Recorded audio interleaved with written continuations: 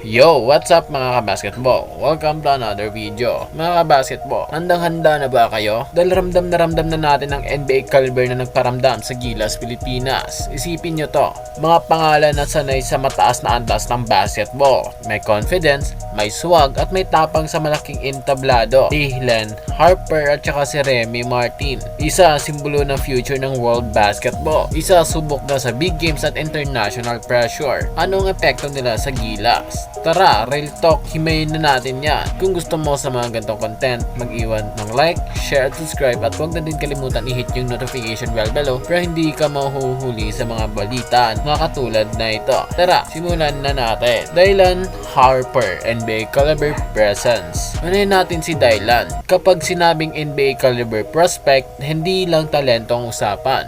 Confidence, composure at mindset yan. Kapag ang isang player na ganito ay nagpapakita ng support sa team, comfortable sa high pressure moments at sanay sa elite competition, automatic tumataas ang kumpiyansa ng buong lineup. Hindi lang yan basta dagdag lakas. Ang ganitong klase ng presence ay nagbibigay ng belief sa teammates, nagtataas ng standard sa training at nagiging inspirasyon sa mga batang Pinoy hoopers. Parang sinabi niya, pwede tayo sa mas mataas na level. Remy Martin game mentality.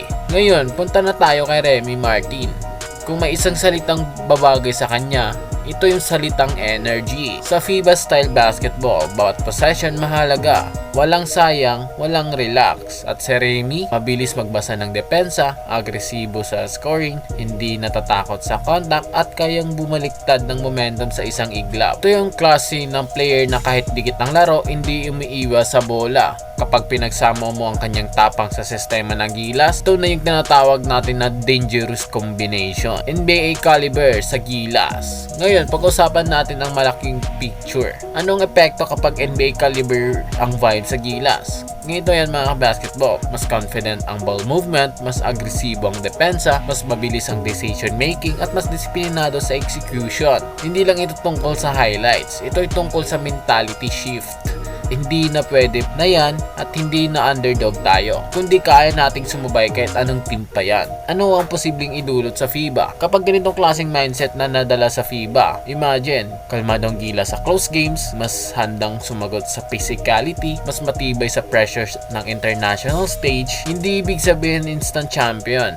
pero malinaw ang isang bagay, lumiit ang agwat, hindi na tayo basta-basta. Kapag sabay-sabay na nag-click ang sistema, talento at puso, may nababagong kwento. Ngayon, tanong ko sa inyo mga ka-basketball, ramdam nyo na ba ang NBA caliber na nagparamdam sa Gilas? Excited ba kayo sa pwedeng ambag ni na Dylan Harper at Remy Martin? Kaya ba nitong itaas ang laban ng Pilipinas sa FIBA? Comment nyo sa babang opinion nyo. Huwag kalimutan i-like, share at subscribe para sa mas marami pang Gilas update, hype at real talk analysis. Ito ang Gilas Pilipinas. Salamat sa panonood. Puso.